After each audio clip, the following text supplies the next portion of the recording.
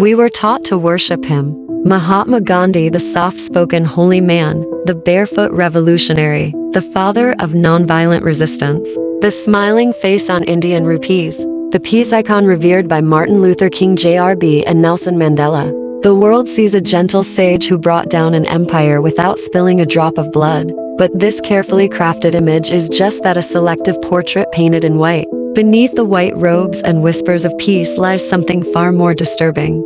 A darkness that seeps from Gandhi's private journals, speeches, and personal relationships. A side of him so unsettling, so contradictory to the godlike myth, that it has remained buried under layers of reverence for decades. This is not an attempt to erase Gandhi's contributions. It's a call to confront the truth, that even the greatest heroes may harbor twisted shadows, that sainthood can hide sickness, that beneath the smile of a prophet, there can lurk something sinister. Welcome to the other side of Gandhi, the one history books never wanted you to see. Gandhi believed that sexuality was the root of all impurity.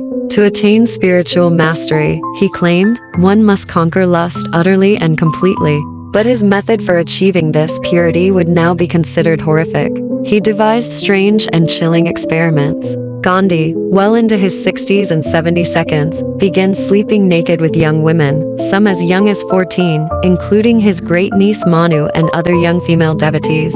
He insisted these were tests of his chastity, that lying next to naked girls without touching them proved he had conquered carnal desire. In his writings, Gandhi described these encounters in obsessive detail. He spoke of the warmth of their bodies, their innocence, and his struggle against temptation. And yet, he continued these experiments night after night, while denying any wrongdoing.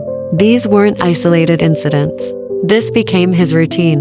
He told the girls that this was their spiritual duty to help him remain pure. They bathed together, slept entwined. His room became a sanctuary of silence and secrets. None of these young women were allowed to marry. They existed to serve him, spiritually and physically. Some, over time, began to question what was happening, but by then, they were isolated, silenced by the power of Gandhi's authority and India's worship of him.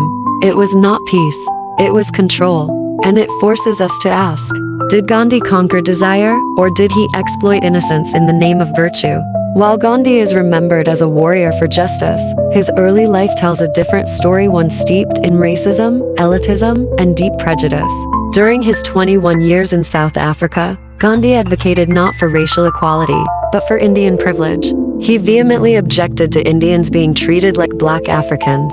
He called black people Kafirs, a vile racial slur, and referred to them as uncivilized, savage, and dirty. In his own words, "We believe as much in the purity of races as we think they do. We believe also that the white race in South Africa should be the predominating race." Gandhi demanded segregation, insisting Indians should not share railway compartments, restrooms, or prison cells with black South Africans. He fought to uphold the racial hierarchy, not tear it down. Even as he preached nonviolence later in life, he never apologized for these beliefs. He never acknowledged the harm. What kind of prophet chooses who deserves dignity and who doesn't? What kind of hero preaches equality while standing on the backs of others? In the blood-soaked shadow of World War II, while the world watched in horror as Adolf Hitler orchestrated genocide and destruction, Gandhi picked up a pen and wrote the Nazi leader a letter. He called him "my dear friend." Not once, but twice, Gandhi wrote to Hitler in soft paternal tones, urging him to stop the war not through moral outrage, but as one man appealing to another's conscience. He made no mention of the Holocaust, the millions being massacred, or Hitler's nightmarish ideology.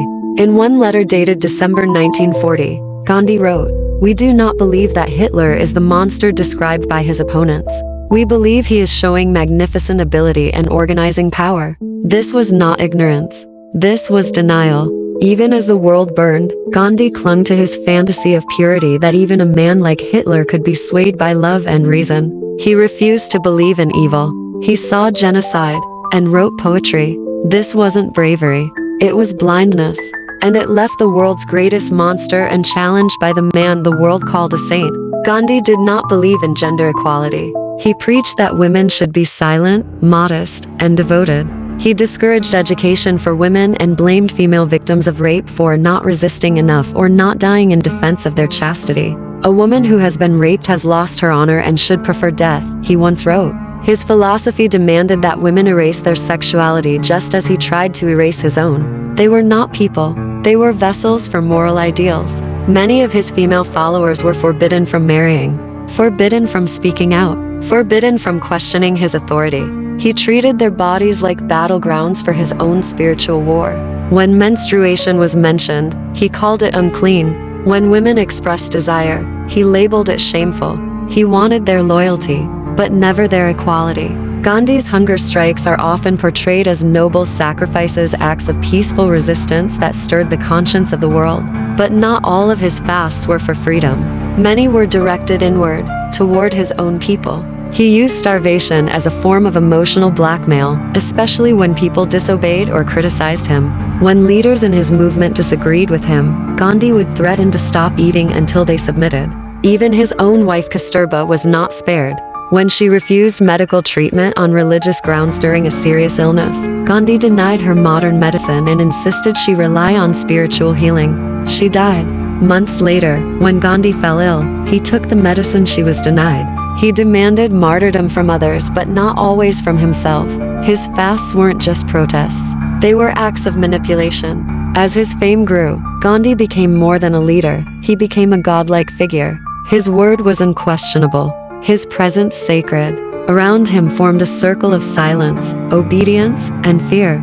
Those who questioned him were exiled from the movement. Dissent was crushed not by violence but by exclusion. He created an ecosystem of reverence, where no one dared ask why a 70-year-old man was sleeping with young girls, or why he was writing friendly letters to fascists. He taught his followers to suffer, to be silent, to obey. He stripped them of identity, desire, even food while he walked untouched through history, bathed in sainthood. But even saints cast shadows. And in Gandhi's case, they stretch long across the soil of truth. There is no denying that Gandhi helped change the world. His non-violent resistance inspired generations. His defiance shook the British Empire. His words helped free India. But heroes are not gods. And even those who lead revolutions may be haunted by obsessions, delusions, and the need for power masked as humility.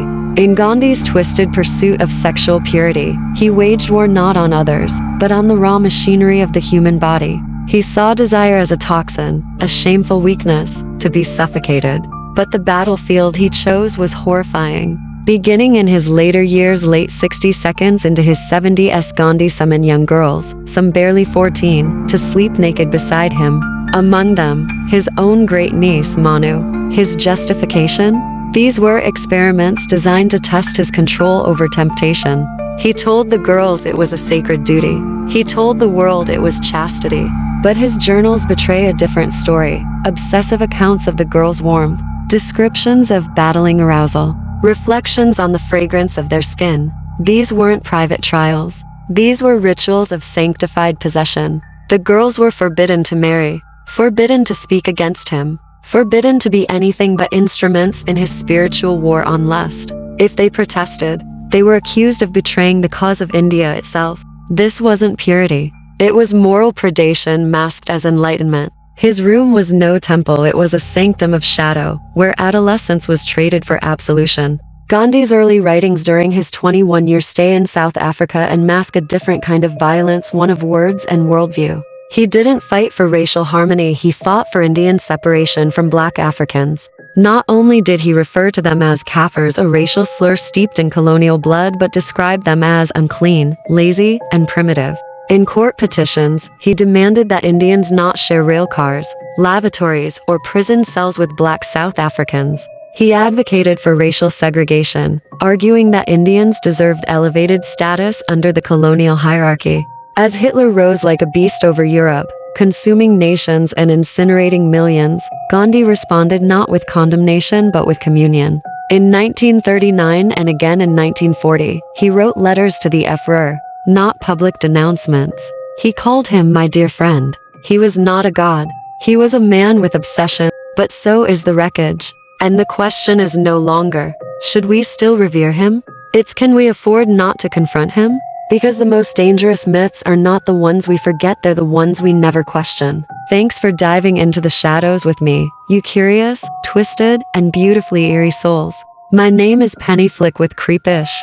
Share your thoughts below. We're just scratching the surface of true crime, history's mysteries, and all things hauntingly fascinating. Until next time, keep exploring, keep questioning, and always remember, the truth is stranger than fiction.